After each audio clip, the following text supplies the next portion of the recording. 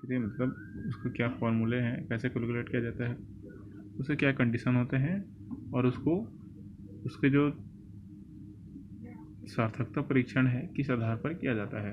आज हम numerical question देखेंगे उससे संबंधित, पर एक प्रतिदर्श सहसंबंध गुणांक, मतलब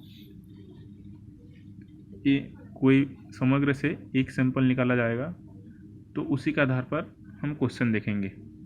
एक क्वेश्चन है, 10 युग्मित अवकलनों के एक प्रतिदर्श में सहसंबंध गुणांक 0.75 पाया गया,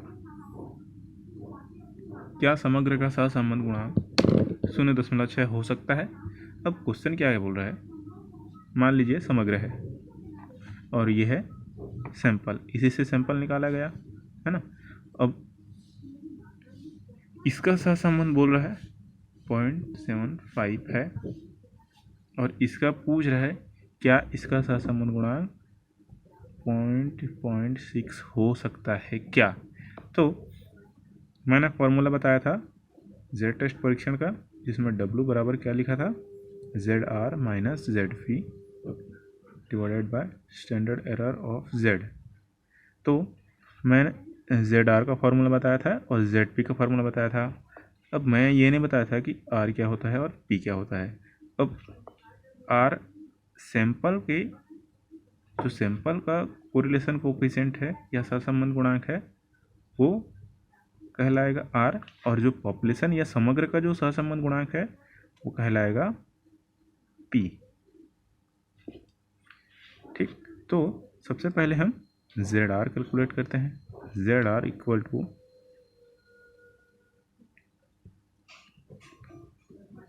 log 10 1 plus R 1 minus R into 1.1513। तो R का वैल्यू कितना हो गया,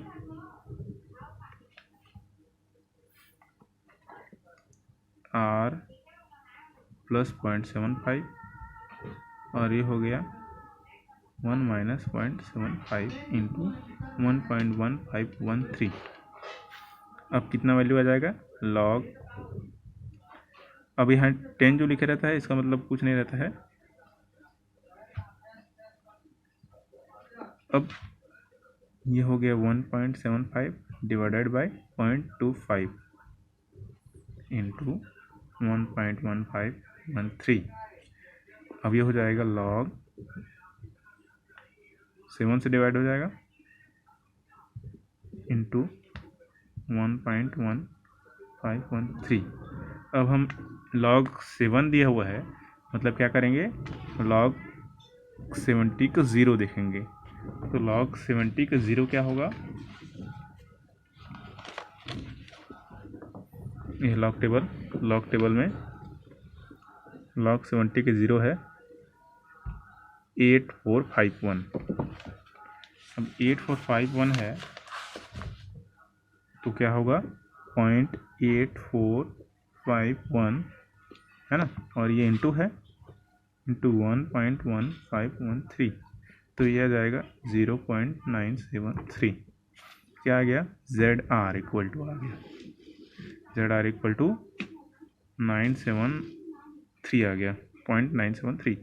अब ZP निकालेंगे, ZP का फॉर्मूला लगभग वही है, log 10 1 plus P 1 minus P into 1.1513।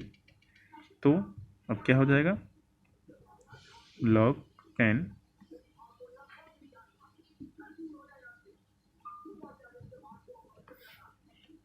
1 plus 0.6 1 minus 0.6, अब ये हो जाएगा इंटू 1.1513। तो क्या हो जाएगा, अब log 1.6 डिवाइडेड बाय 0.4 इंटू 1.1513। तो ये क्या हो गया, log 4 इंटू 1.1513। तो log 4 है तो log 40 का 0 देखेंगे हम।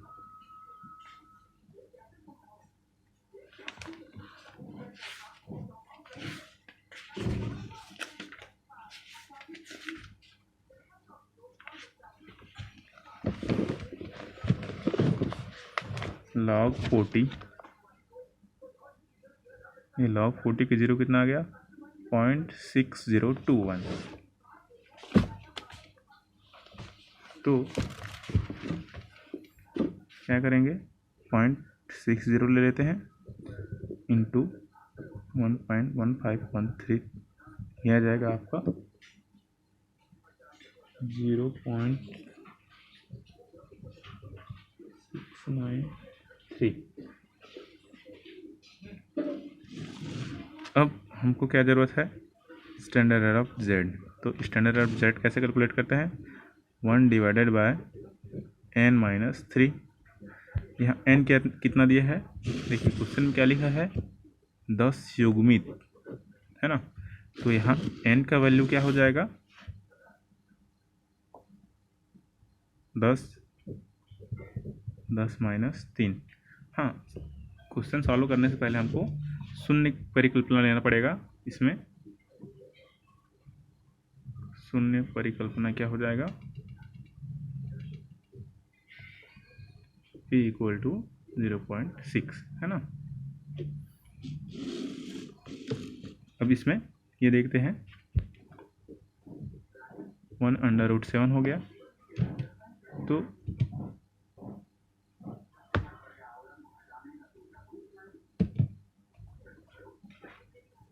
1 डिवाइडेड बाय 0.264,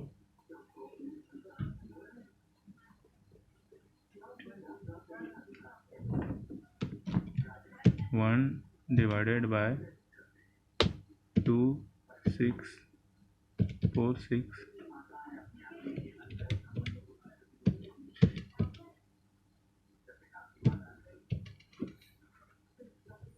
0.379 है तो मैं उसको 8 लिख सकता हूँ। अब हमको क्या ज़रूरत है W की ज़रूरत है। तो इसका फॉर्मूला क्या हो जाएगा ZR - ZP divided by SCZ। अब सब दिया हुआ है। ZR कितना आ गया है हमारा ZR आ गया है 0.973, ZP कितना आ गया है 0.693, SEZ standard error of Z from of reference कितना आ गया है 0.378। अब इसका कितना आएगा 0.973 minus 0.693, 0.28 divided by 0.378 divided by 0.378। तो यह जाएगा आपका 0.74। अब देखिए W = कितना आ गया 0.74। अब सार्थकता परीक्षण इसी के आधार पर होगा। जैसे मैंने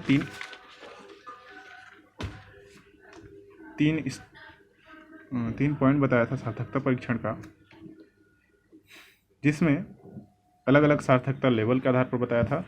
अगर 0.28 से अधिक रहा तो 1% सार्थकता स्तर पर क्या होगा वो सार्थक माना जाएगा। और अगर 1.96 से ज़्यादा रहा तो 5% सार्थकता स्तर पर ज़्यादा माना जाएगा। सबसे कम होता है 1.96। अब 3 कंडीशन ये है देखिए है ना। यदि सार्थकता अनुपात 0.258 है या उससे अधिक है तो सार्थकता स्तर 5% के स्तर पर सार्थक माना जाएगा। अगर 0.96 से अधिक है तो 5% के स्तर पर सार्थक माना जाएगा। वैसे ही अगर 3 से अधिक है तो निश्चित ही सार्थक माना जाएगा। परंतु ये कितना है 0.74 है। 0.74 है मतलब देखिए इससे तो निश्चित ही कम है ना। यहाँ सार्थक होगा अगर इससे ज़्यादा होता तो 1.96 से, तो क्या होगा चूँकि अनुपात क्या है 0.74 किससे कम है 1.96 से, तो 5% सार्थकता स्तर पर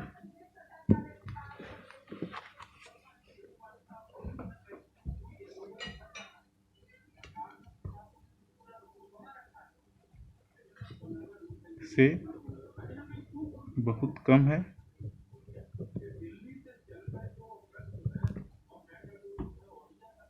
तो क्या क्या होगा? तो जो हमारा शून्य परिकल्पना है वो खंडित नहीं होगा, है ना।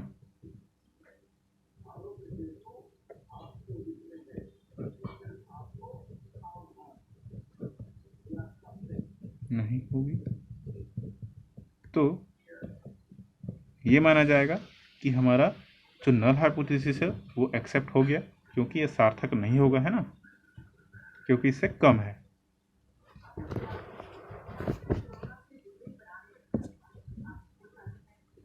और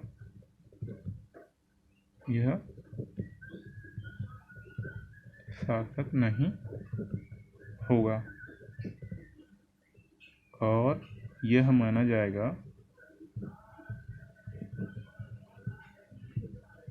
कि